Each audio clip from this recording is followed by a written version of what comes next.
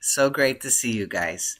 Thanks for coming to hang out with me today on your Saturday. I appreciate it. And so I had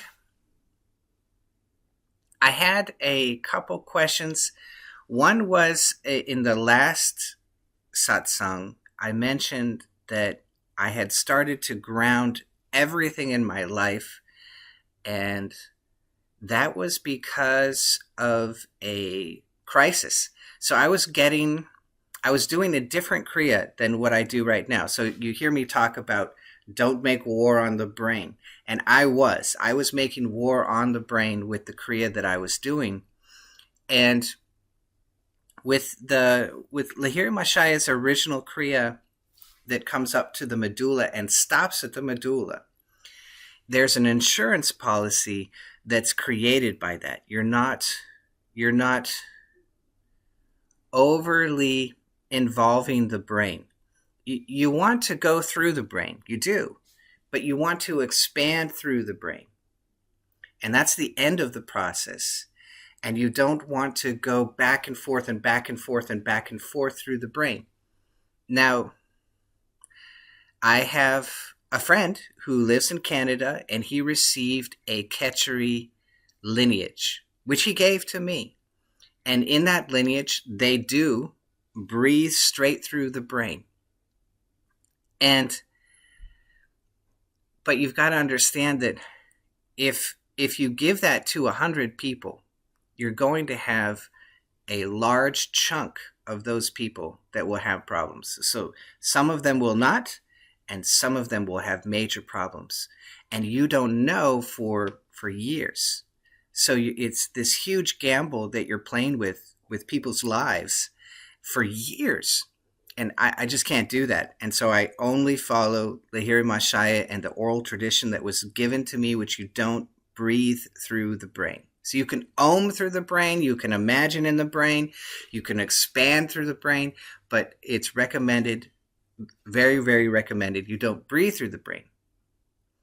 And so I was doing a kriya that was going through the brain, right? And I developed the first knot. So I had this magnetic sensation at the spiritual eye, and it was starting to get really, really powerful. And so I was living in the ashram, and I had 2 or 3 friends, and we were all really, really hot for God. We were really, really into meditation and doing the meditation right. And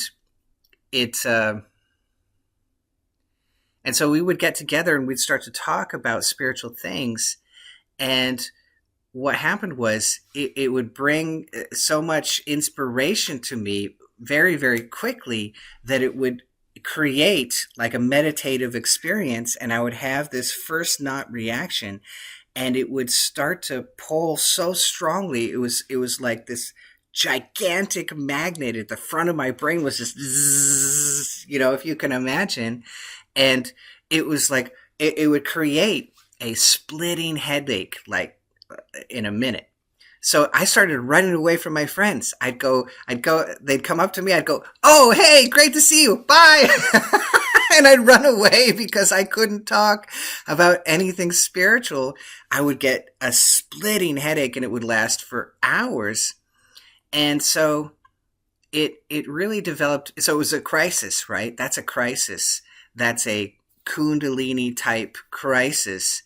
And when you get these kind of things, you're not balancing this heavenly energy and the lower energy. So you've got this energy going up towards the brain, and it's big, and you don't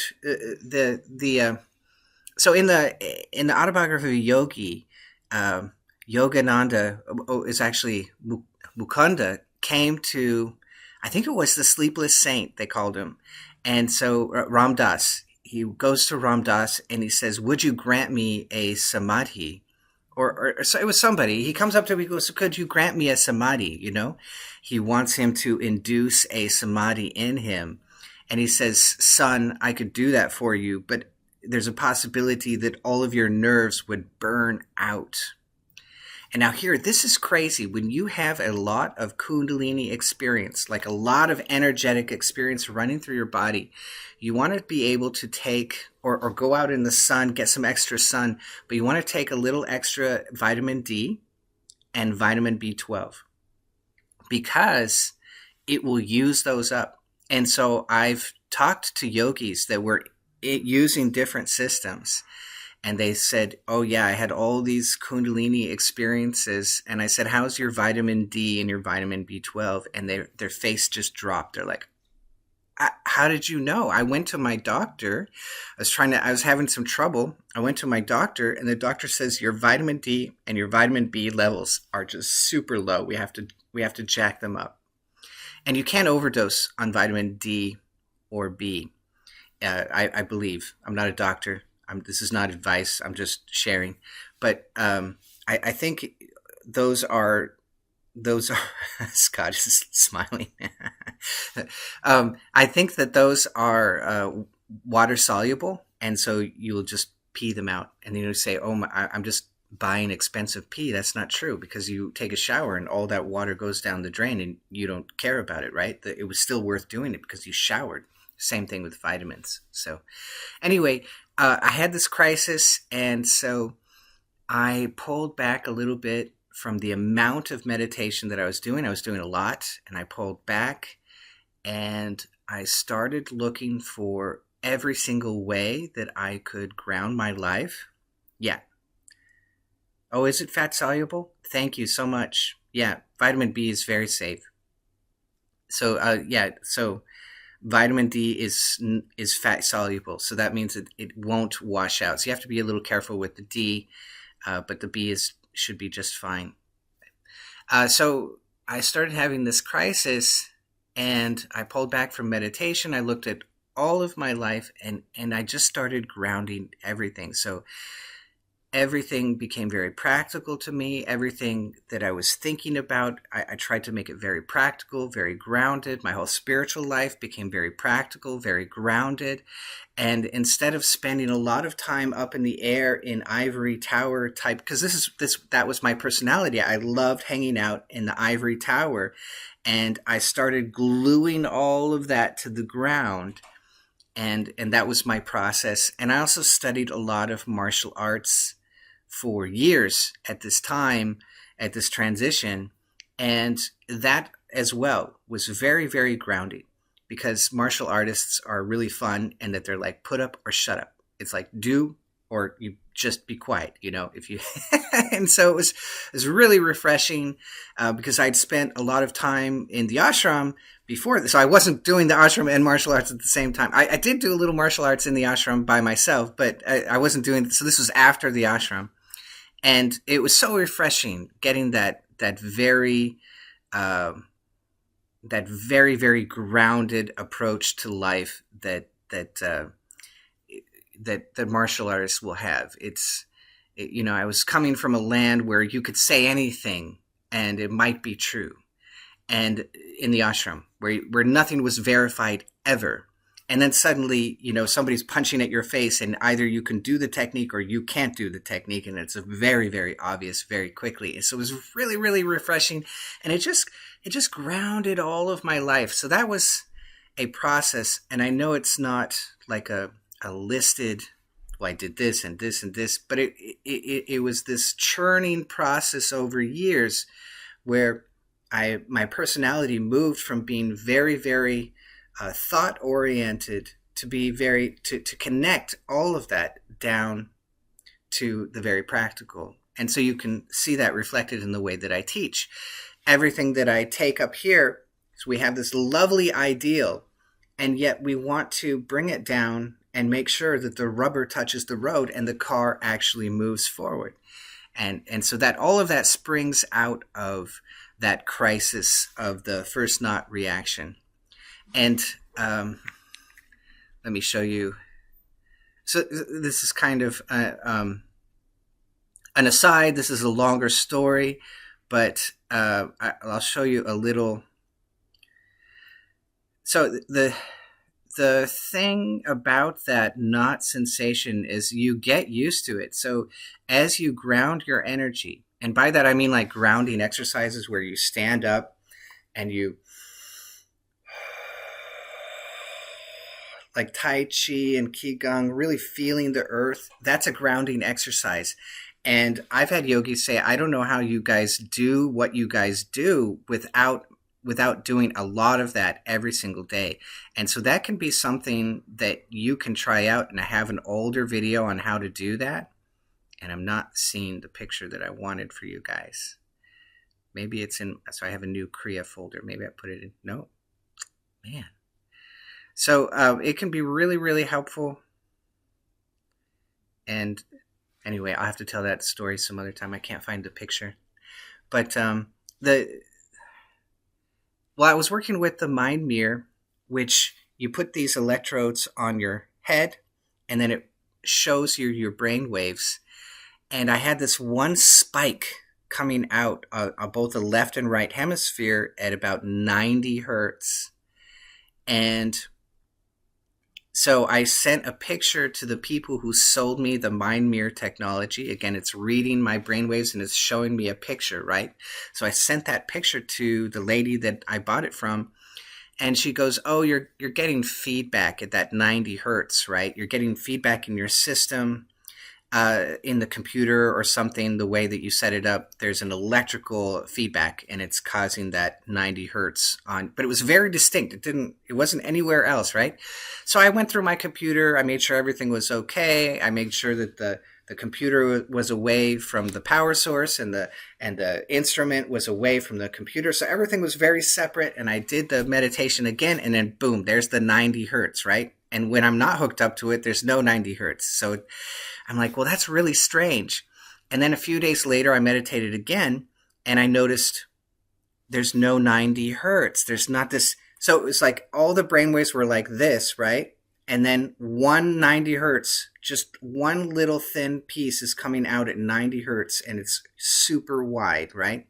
So I did the meditation again, and that 90 hertz was gone. And I thought, oh my God, I'm not feeling the first knot reaction right now. So in other words, eventually you get, so I believe, and I would have to verify this over and over again, but I believe that 90 hertz is representative of the first knot reaction. And it's just a huge spike, which no wonder it feels a little bit uncomfortable when it's very, very strong for some people. But eventually, when you are grounded and when you are more integrated with the subconscious, and even the higher brainwaves begin to integrate as well, which is another huge story, then you can have that first knot reaction, and it's like nothing to you. It's so that your capacity grows. So that beginning story from the autobiography of a yogi, where the yogi is telling Mukunda, I could give you samadhi, but it might burn you out, is kind of fitting. So your capacity does grow, and you feel these things, and they're not such a big deal anymore. So it's funny because the Kundalini experience, it's like, I like to say that, there's a saying that you can take the genie out of the bottle, but you can't stuff him back in. You ever hear that? It's such a funny saying. And it's kind of true for Kundalini, that once the Kundalini comes out and you have some of this subconscious integration, don't expect that you're going to stuff it all back in. What you want to do is regulate it, and you want to remind the subconscious mind to accentuate the parts that you like and dim the parts that you don't. And so over time, the good parts of the first knot are what you're left with, and the uncomfortable parts are dimmed completely, and it's just a very slight pressure. So that turned out to be a long story. So that's my grounding, and that's my crisis story, and that's why I comment so often about the brain. It's because I actually went through the crisis. And so I very much believe in the insurance policies that Lahiri Baba put into the original teaching. So very important. And then this is a longer subject, but I'll go over it just a little bit, which was, I had a question.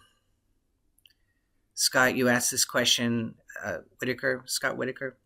You asked this question about, what was it? Okay, so in the Bhagavad Gita, it's recommended that you do everything as if it was the divine through you that is doing everything.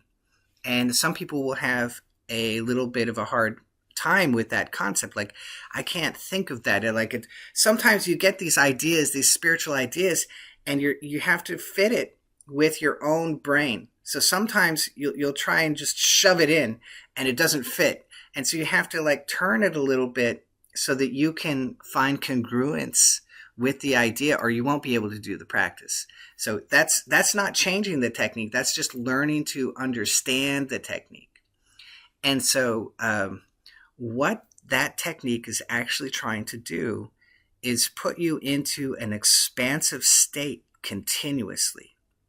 So imagine Emerson's, he described it as the oversoul. So every consciousness is going up and is connecting to every other consciousness, right? Like this collective, right? So where all these minds are coming together, we say above our head, right? We kind of like to picture things above our head. So they're all connecting up here in the heliosphere, right, of the earth. All these consciousnesses, all the consciousness of the universe is going up and connecting, right? And you are a piece of that. So you can say that collective is coming down through your consciousness and is then operating through you. So can you walk through your day and just remember that every once in a while? Oh my God. My consciousness at the highest level is connected to every consciousness, and that is coming down through me and operating through my life. So that's one way to think about it. And that's really cosmic, isn't it? 90 hertz is a low F sharp. Oh, thank you, John. That is cool. Yeah, I'll have to show you the picture. It was really crazy. Really interesting experience. So that's one way to think of that karma. They call it karma yoga. It's one expression of karma yoga. Any action that you do in meditation is karma yoga, by the way. So if you're doing Kriya is considered a karma yoga practice. And so the karma yoga chapter in the Gita is really about Kriya. It's about doing an action over and over and producing a result. So that's one way to think about that. And the real principle is that we believe that our lives are like this, right? So we're the pyramid, right? And we believe that Earth is here. It's the base. And then God is the pinnacle. That's usually how we see it, right? But when you look at the description of the Bhagavad Gita, they have the tree. So Krishna is at the top of the tree. I could find the picture for you, but I don't want to. I'll be sitting here through my phone. So I show that picture in more than one training where Krishna is at the top, at the roots of the tree, and the branches of the tree are down, right? So it's an upside down tree, and they're describing your nervous system.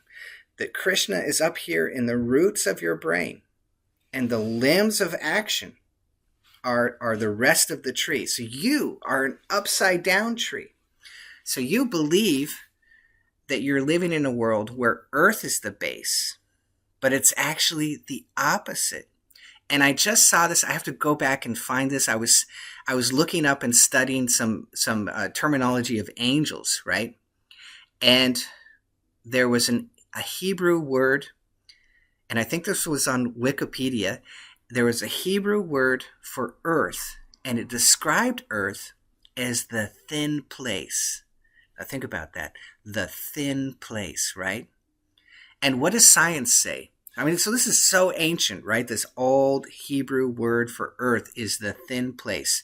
Now think about science. Science says we've got a wall, and the wall is made of whatever material, and that material is made of molecules, and the molecules are made of atoms, and atoms are made of protons, neutrons, electrons, and it's actually a spinning ball with all this space inside of it. And so all that space is the reality. And so the scientists said, well, what is keeping one atom from falling through the other atom? Because they're these balls of space. Why aren't they passing through each other? Because they have an electrostatic charge. And it's right on the outside, right? So that charge keeps one atom away from another. So think about that. Everything that you think is real. My hand does not go through the table simply because of an electrostatic charge.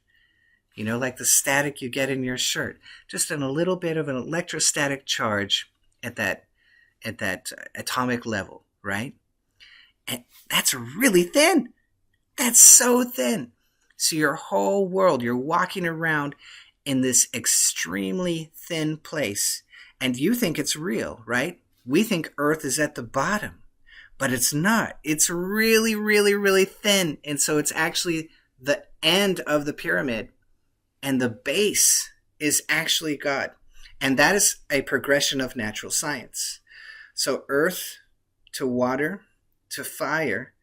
Fire is supported by wind. Wind is supported by ether. Ether is supported by the Om vibration. And that is supported by the infinite divine presence, which is beyond creation. So that's why Krishna is at the top in the roots and the branches are down below. So think about that, Scott, for your question, and imagine that all of that is coming in to create this very, very thin place. And so you're walking around and the reality that you think you are living in is paper thin. It's beyond paper thin, right? It's just beyond paper thin. It's so thin. We think it's so real, and it's just this very, very, very thin place. And everything behind that is the cosmic Lord, the big holy. Like I heard somebody say, I just love that. It just tickles me to death. The big holy is behind that thin, thin place. So Scott, I hope you love that answer. It's a really fun one for me.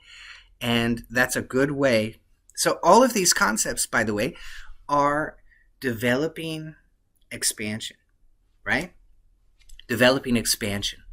And they all have to do with your connection to that infinite cosmic big holy. So I hope you like that. All right, we're racking up some questions here. Thanks again, John. And I have started experiencing the first knot pull. I try and meditate at the heart, and before I know, I can feel the magnetic pull in the medulla. See, now this is much better. You're already feeling it in the medulla. It is such a more safe and comfortable place to feel that pull. And the third eye. So you got both. That's okay. I have started experiencing a lot more dreams. Yep, that's an integration with your subconscious, by the way. And a barrage of thoughts after meditation. Good. Now, is the barrage inspirational? Or is it like a cleaning out? So it could be like a subconscious cleaning out, or it could be inspirational. You could also possibly be having a download experience. So it might be a mix of all of that. Can you speak a little bit about the cleansing process which happens with Om in the chakras and good meditation with tranquil breath and freezer spots? Well, you're in it. You're doing it. And so just remember that what will happen in the beginning of your meditations when you're a newbie, right? In video games, they call it a noob. When you're a noob, which we've all been new, right? And you're learning about meditation, and you've got these thoughts, and you're just trying to control these thoughts, right? And then hopefully you realize this is not going to work, right? Because one thought fights another thought, and the other thought wins, and you still got your thoughts, right? So one part of your mind fights the other part of your mind, well, you still got your mind, so you're still not happening for you, right? And so that's why we look to the processes of yoga, and we don't like wrestle with the mind, but instead do a process that puts us in the low idle state, and that's the Om Japa. And so as you're going through the heart rate variability, the Om Japa and the chakras, sitting very still, the freeze response, the tranquil breath, we're going through all of that low idle state. So all of that comes down. But you're starting to integrate with the subconscious. So you begin with the conscious mind, and you're wrestling with the conscious mind. You do some process of yoga. The conscious mind goes down considerably. But now you're integrating with everything underneath it, and that's the subconscious. So now you step into this arena of meditation, and you have this so the conscious mind is kind of sharp, right? And then you have these longer thoughts, which are kind of flowy, which is more the subconscious, right? So you've got these long kind of hunches or feelings that flow through you, which are more of the subconscious material. And so you feel like, oh, I'm doing so good. And then you get all of these subconscious thoughts. And you're like, oh no, I'm going backwards. No, you're actually doing better. And you can see that in the very old picture of a glass of muddy water. So this is a really fun experiment if nobody will touch your glass on the table, right? So you take a glass and you fill it with water, and then go put some mud and sand in there and mix it up really well until it's just looks like chocolate milk, right? So it looks just thick with dirt. And then put it on your table where nobody will, or put it on your somewhere where nobody will touch it, and then watch it settle. And at first it's mud, and that's how we enter into meditation first. It's like, the brain is just going crazy. It's just mud. And we can barely get anything edgewise into ourselves, right? And then slowly the mud clears. There's a clearing that happens, and then you begin to see individual specks of dirt. And now you're integrating, we could say, with the subconscious at that point of the story. You are integrating with the subconscious, and you can pick out individual thoughts, and some of those are subconscious thoughts. And so what can happen is you can be on a tangent for 5 or 10 minutes, and you think, oh no, I'm getting worse at meditation. But actually, you're actually getting better, because before it was just chaos. It was just mud. And now you're syncing with an individual thought for 5 or 10 minutes. Well, that's actually progress in meditation. And so that story of the water becoming clear as everything settles, you're in the mix of the subconscious there. And you brought up very aptly that your dreams are increasing, right? And you're getting a barrage of thoughts after meditation. One of the things I love to do at this kind of time is writing. And so I'll take a sheet or maybe 2 sheets, and I'll put the pen on the paper, and I'll just write, and write down all of those thoughts. And if you can't think of anything to say, just write, I'm writing, I'm waiting for something to pop out of me, I'm writing. And as you do that, the writing process, it's very close to the subconscious, and it will take something out of you. And so you'll be writing, and then all of a sudden you'll go, and it'll be something about you or something from you or some kind of thing will resolve. It's a really fun subconscious practice, this writing. And so then you'll know what people talk about when they were inspired or when they had automatic writing. You're touching on that a little bit at that point.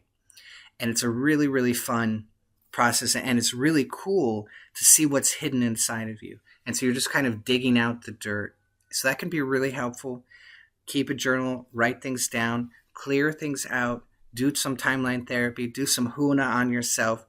Do the you can write out a bunch of stuff and then do a fire ceremony and burn it and let it go. So that is another way to help clear out the subconscious. So it sounds like you're in the mix of that, which is beautiful. This is a beautiful time. So don't think that you're going backwards, you're going forwards, and it's really, really great. So, Julia, how long should I stay in Paravasta? Sometimes I can be there for 20 or 30 minutes, but then nothing happened further than nice, expansive feelings. Now, just to say, the nice, expansive feelings, that is huge, huge. It's so big. So it's like, oh, I didn't get much. I just had this huge, expansive, that's so big. So, here's samadhi, and we're everything, right? What do you think is going to come before that? Oh, these big, expansive feelings, right? So it's like, oh, I'm going towards samadhi, but all I got was this big, expansive. That's it. That's huge. So that's really, really good. So when you feel those feelings, oh my God, they're just so delicious. It's like, oh, look at this big, expansive feeling. Oh, come here. You're mine. I'm just going to hug you to death. That's what you want. You want to really hug those big, expansive feelings. And sometimes my right brain, it will feel swollen, like it's swelling in my brain. And sometimes it's been so powerful. I've been like, oh my God, I hope this doesn't hurt or become uncomfortable.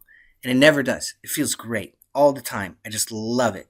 I just love this feeling, like my brain is like, I'm actually, and that's why I say you're lifting weights. Every time you feel that feeling and you hug that feeling and you embrace it and you hold on to it as long as possible, you're lifting weights for this connection to this grand expanse of the cosmic holy, the big holy. You're latching onto that. So that's actually a really big deal. Okay, so the rest of your question. Nice expansive feelings. I stop because I don't know more what to do there. Is it right or better to stay there as long as comfortable for the body? Yes. Yeah, that's the real meditation. When you are in that, that is the real meditation. So everything else was prep. So let's make the whole process, because we've got all these things to do, right? In Kriya, we've got all these things that we're doing. We got all these actions that we're doing, trying to help us, assist us, push us towards what we are looking for. But let's simplify all of that, bring it all the way down to the bottom. And the bottom of all of that is 1, the dorsal vagal parasympathetic. That's 1, which includes Om Japa in the chakras. So that's just one thing. Then you have right hippocampus of expansion. And then you have bliss. So one thing you can do when you're in expansion is call on bliss. And so you've got to have a little bit of bliss so you can call on it. So there are different ways to call on bliss. And when you're in that expanse, you want to have enough of those where you can just feel a little bliss and call on it and pull it into your expansion. So you want to practice some bliss outside of meditation, outside of that very, very deep meditation that you're in. So the bliss bounce exercise, I have a video called Bliss Bounce, or I have a video called Guaranteed Bliss. And that has to do with the caudate nucleus. And it's a very, very powerful exercise. So doing a little bit of that will help get bliss. And then the big bliss training, I talk about getting bliss from the heart, right? So that's another way where you can pull bliss from the heart. You can, so along with the guaranteed bliss. So, okay, I'm bouncing all over. So 1, the guaranteed bliss. 2, the bliss from the heart. 3, the third proof, the dorsal vagal. You can take bliss straight from the dorsal vagal. So that's third. And then the third training that I have, the talking to the higher self, I talk about the angel exercise, where you look over your shoulder and you imagine that your guardian angel or somebody divine is sneaking up over your shoulder. And there they are. And when you get that connection, I will imagine, so I get like a feeling of a presence, a divine presence, like a guardian angel. That's the feeling that I get from doing the exercise. And I didn't do it once. I did it, hundreds and hundreds of times, right? So I feel that connection. And now I'm connecting directly to the left amygdala. It's a left amygdala process, right?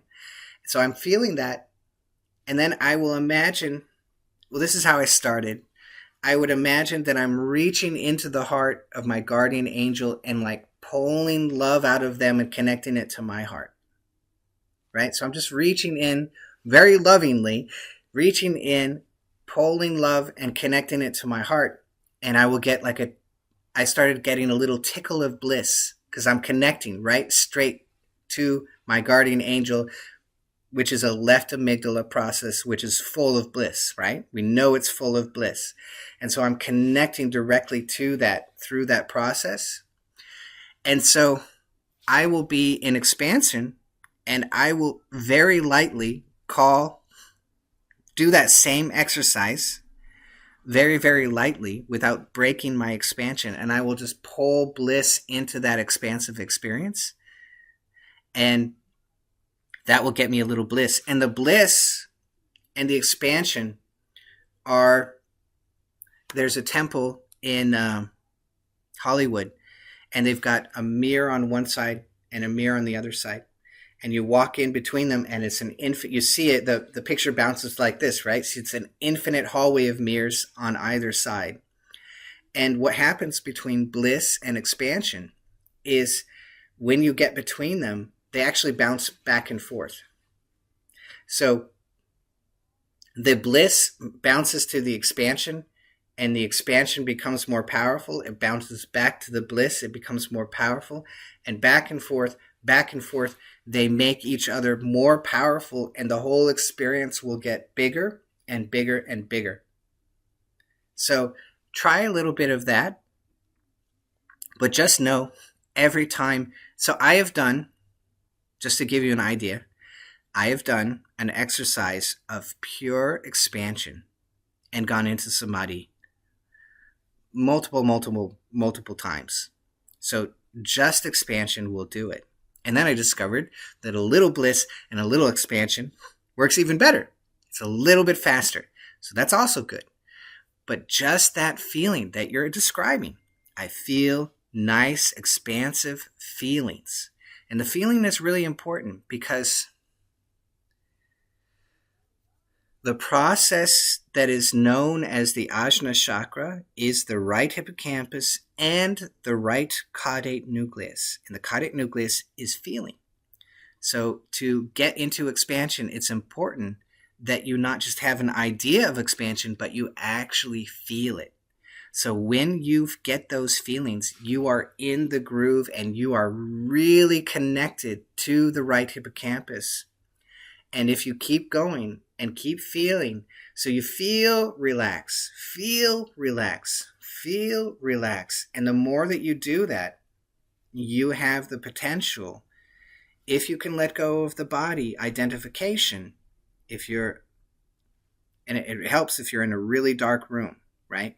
If you can let go of the left brain body identification and just embrace more and more that big feeling, you will go into an absorption and a samadhi. It works. I've done it over and over. So that feeling is a really big deal. So beautiful, fantastic question, by the way. Thank you. Absolutely.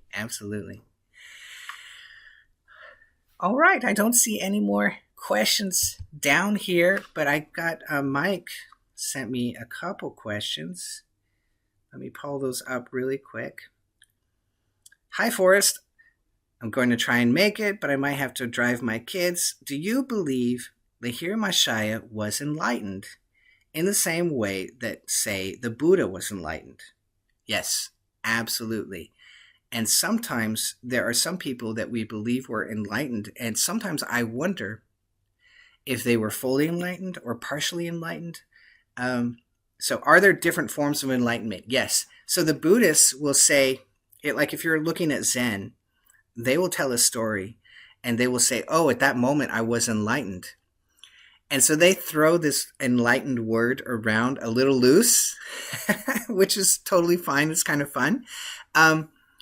But what they mean in that moment is that big aha experience. So you're walking through your life and then something happens and you're like, oh my God, I get it. Like you're walking through your life and you get a download, right? Like this big question about life. And that's what they're describing. They're describing this avalanche type aha download Google God experience happens to them. And they're like, oh my God. And your whole brain, you just feel it. It just goes boom, right? What you thought you knew, you didn't know, and it wasn't the truth. And now you know the truth. And everything in your brain just starts to rearrange, right? Just, or you feel the gears turning, right?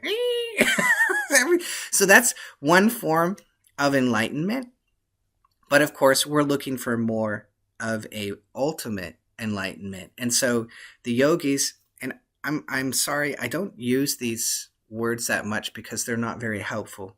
So if you notice, I forget a lot of things that I don't need to know. So when you ask me questions, just remember, just please have patience with me. I remember I was taking Tad's at first. No, it was the Master NLP course, and he taught us this one. I can't even remember the subject. He taught us this one thing, and then he said, "Don't use this because it will induce a part. It could possibly induce parts in your client. So don't use it. Forget it." And I actually completely forgot about it. And then he asked about it on the test, and I wrote on the test, "You told me to forget this," and it is gone. I can't even find it.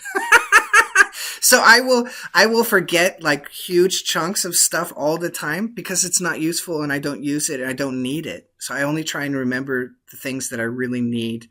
And you know, I was talking to one student and he's getting some really cosmic. So he's going through Sahaja Samadhi where he will be at work and he will have a Samadhi. And he actually called me and he goes, "Forrest?"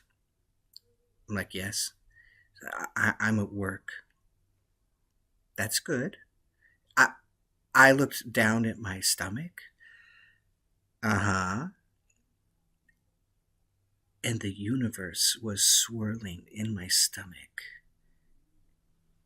And I knew that it was me. I'm like, whoa. Don't drive home. Stay where you are. Relax. Let it settle. Let yourself acclimatize to the world around you. You're doing great. Because I could tell he was kind of freaked out. He's like, this is what's going on. So it took a little time and he relaxed and he was okay. So he's going through the Sahaja Samadhi, right? And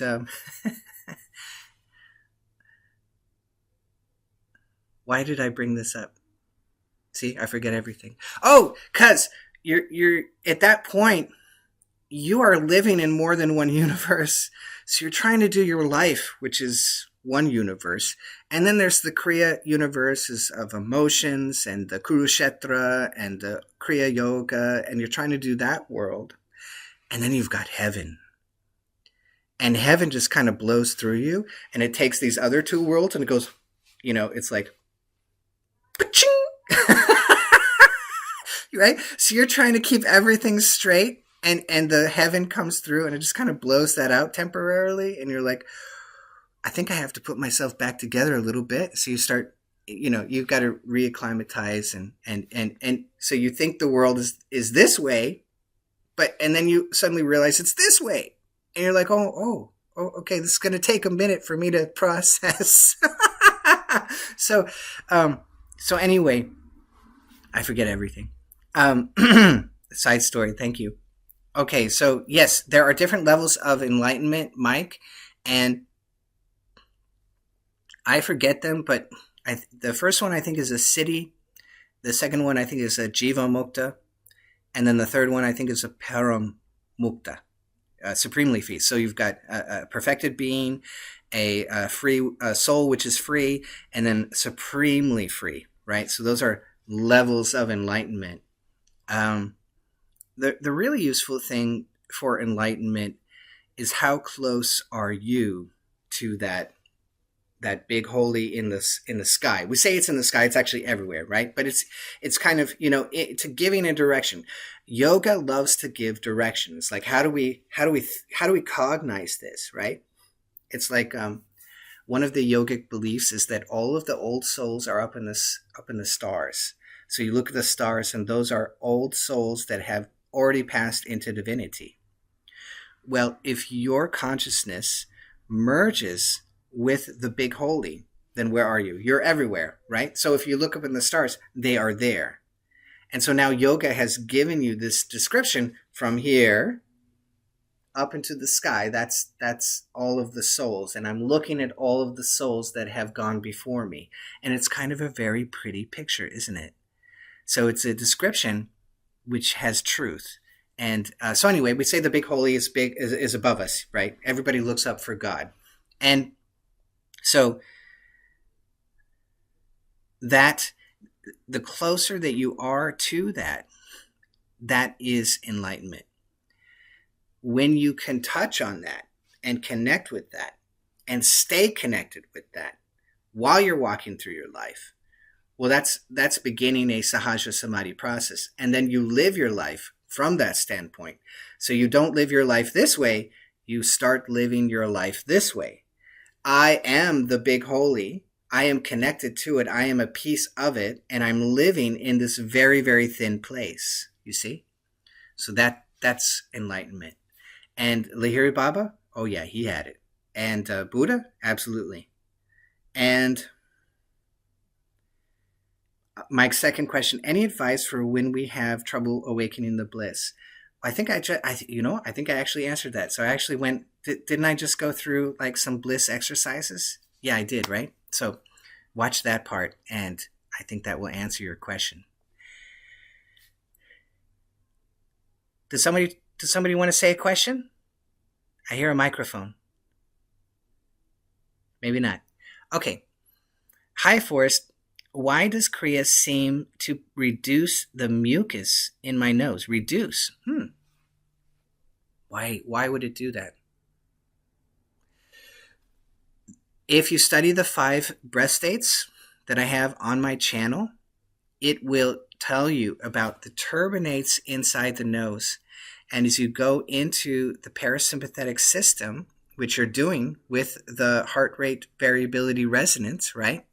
And the Kriya, because the Kriya is a long breath. So when you hear a yogi describe a long breath, they are describing heart rate variability resonance every single time. That is a reference to heart rate variability resonance. So when you do that, you enter into the parasympathetic.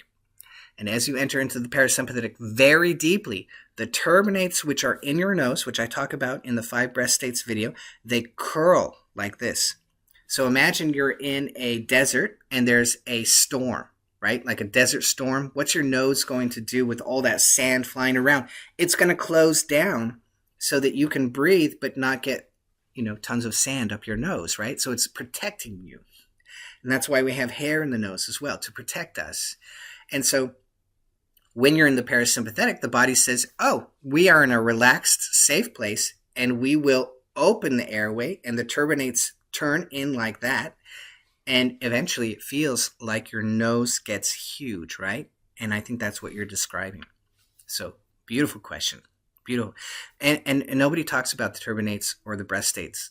I think one person started talking about it, which was really funny because I'm pretty sure he got it from me. Somebody showed me that, which is cool. That's great. And as a continuation to Julia's question, can you talk about how to call expansion if I'm feeling bliss in the heart but not much expansion? Great. So here's a wonderful way. You're sitting in meditation. You feel a little bliss in your heart. One thing you can do is continue to Om from the heart up to the medulla. So just a free flow without the breath, just Om in the heart, Om in the throat, Om in the medulla, Om in the medulla, Om in the throat, Om in the heart. And see if that begins to lift you up a little bit higher, or you'll feel like the love is inching up into your throat and then inching up into your medulla. And you might have bliss all the way up the top of your spine, which is really beautiful. And then once you have that, now you're in the perfect place, right? We're in the medulla. We're in the perfect place to begin expansion. And now we want to induce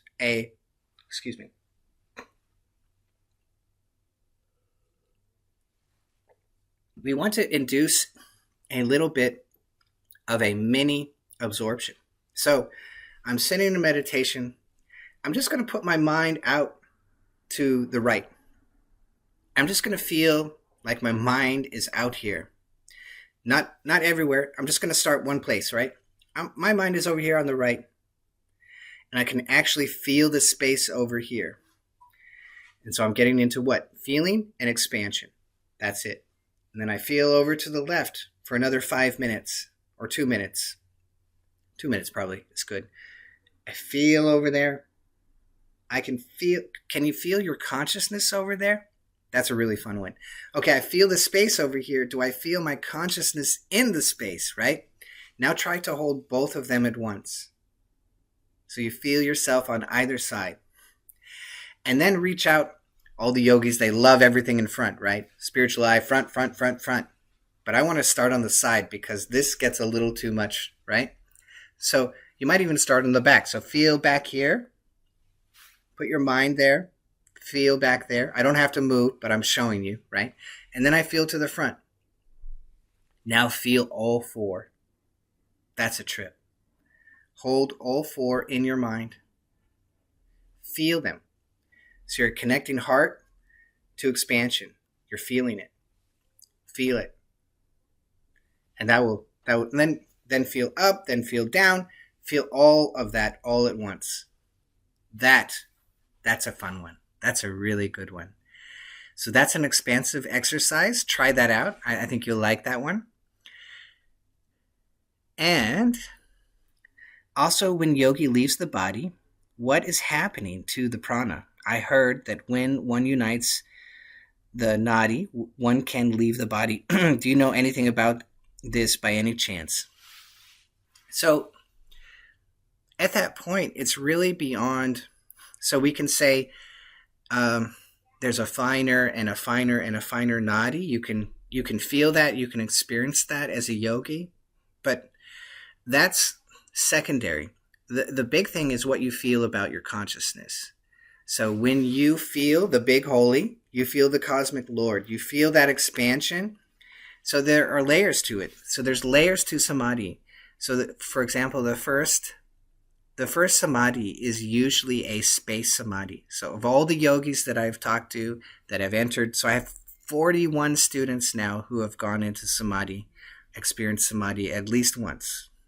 And many, many of those are doing it over and over again, which is beautiful. Outrageous success. And almost all of them first have a space samadhi because it's the base. It just happens to be the base of everything. And so think of it like an onion. And the first samadhi is usually a space samadhi, and then you peel the onion, and sometimes the second or the third or the fourth samadhi will be a nothing samadhi. And Lahiri Baba talks about there is a void within the void. And so now that we're going down that hole, we're going down that rabbit hole, right? So there's space, then there's nothing. And then the third samadhi that somebody might have, or the third layer that somebody will have, is often intelligence. So you will feel this cosmic intelligence. In fact, sometimes the Buddhists are so concentrated on nothing in their practice, because it's a center point of everything that they do, they will encounter the nothing, even the nothing samadhi, and they will say, oh my God, I've come to the end and there's nothing. But it's an onion. And if you keep going, there's this vast cosmic intelligence. And that's the big knowing of the big holy. And the more that you are connected with that, and you feel it, and you walk through your day and you see it, or like my student, you look down at your stomach and there it is, it's reminding you, like Krishna's mother looked in his mouth. What did she see? The universe spiraling inside of Krishna. So that's what happened to my student. He looked down, he saw the universe spiraling inside of him. It is you. You are it. That is the teaching of the samadhi that he was encountering, right? The realization. And so the more that you are connected to that, that is what enables the Mahasamadhi.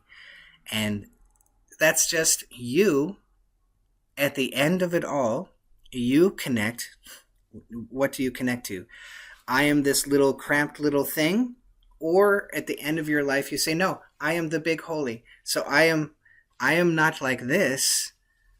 I come to the end and I am this. I am this great big holy, and I am connected to it. I am it, and I am eternal. I am all of these eternal properties that I see everywhere in life. I am become that. That's the Mahasamadhi. So instead of trying to is the technical, and you can go that route. So it's like you're learning about the car, and the car has wheels, and the car has gears, and the car has shocks, and the car. But I want to give you the car, and I just say, hey, dude, let's learn to drive the car. Let's actually drive, right? Then we're going to know a lot about what is the purpose of the car. So the yoga is cool, and it will get into this really esoteric, tiny little things, right? And it's so fun, and it's so cool, and we love it. And yet it's the big picture, which is going to free you. That's the big picture that I would suggest. It is to hold on to the big holy, like Julia. Hold on to those big, beautiful feelings, and you will be closer and more connected to all of it. Fall in love with that, because it's a love story. This is the soul's journey, the cosmic love story, and you are in the cosmic love story. So fall in love with that big holy, and that will be the real truth of the Mahasamadhi. That's what they're doing. That's what those yogis are doing. It's not this and that and the technical and it's just, oh my God, this huge thing. I am it. I am a part of it. I am one with it. I'm so in love that I am one with it. That's what they're doing. Does Mahasamadhi no longer any individuality? That's a really great question, and it's kind of a trick question. And well, the answer is a trick. It's okay. You were a kid, and you loved your toys, right? Whereas my daughter has toys all over, and yet they're far away this time. So it's like, no, I'm gonna get a toy. Hold on, just a sec.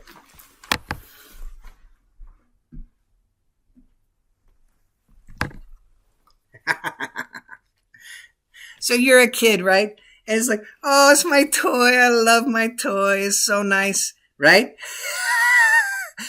I hope you like this answer, Jeff. Great question. But then you grow up, and you keep the toy. You keep the toy. That's my toy. And then you get bigger and bigger, and then it's like maybe you hide the toy, right? Because you don't want your friends to see the toy. But you still love the toy, so you hide it and you keep it somewhere, right? And then you get a little bigger, and maybe you keep the toy for sentimental value. Maybe you let the toy go. All of that is you. All of that is you. You didn't lose your identity at any point of that story, right? You are still you, but you have transformed. And so what's happening in the movement from the little self in the left brain to the big self in the cosmic big holy is a transference of identity. So you believe that you are a body. I believe that I am a body, right? Because I use it every single day. I wave my hand, the hand moves, right? It must be me. That must be what I am. I am this body, right? But then you meditate and you hang out with these big cosmic forces. You start to feel it, Juliet. You start to feel the big holy. You start to feel these beautiful, big, expansive feelings. And you hang out with them, and you hang out with them, and you hang out with them. And then you feel them moving, right? You feel the intelligence, and you feel your intelligence and that intelligence. And you go, oh my God, that's me. And that's the samadhi. You have transferred your identity from I am here, I move my hand, that means this is me, right? To I am with these cosmic things, and they move and I move. I am that. That is the samadhi. You identify with it. Of course, you in the first samadhi, there is reasoning and recollection. In the second, the nirvikalpa samadhi, there's no reasoning and recollection. You just realize you are the big, right? I am the big holy. You don't say that, but you come back out and you go, oh my God, I was the big holy. But at no time did you lose what you believe is you. So the story of the wave and the ocean is very, very apt.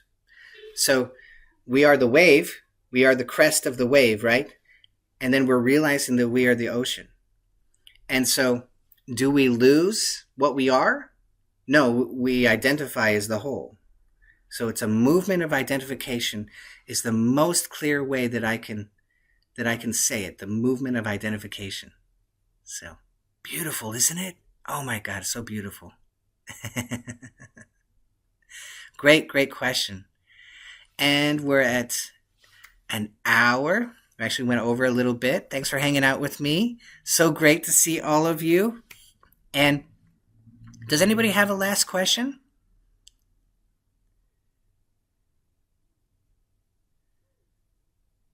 I feel a little bit, maybe somebody has a little question. Am I wrong? Oh, you don't have to. Okay. Thank you so much. Thank you, all of you. I love you guys. You're so great. I love these. Oh, thank you, Tom. Thank you. I love all your questions. They were so cool. So great. I'm extremely thankful for you guys. Thank you. Thank you, Julia. Awesome. You guys take care. Have a great weekend. Love to your families. God bless. Blessings. Thank you so much. Thank you. Thank you, Marisol. Charla. Jeff, thank you.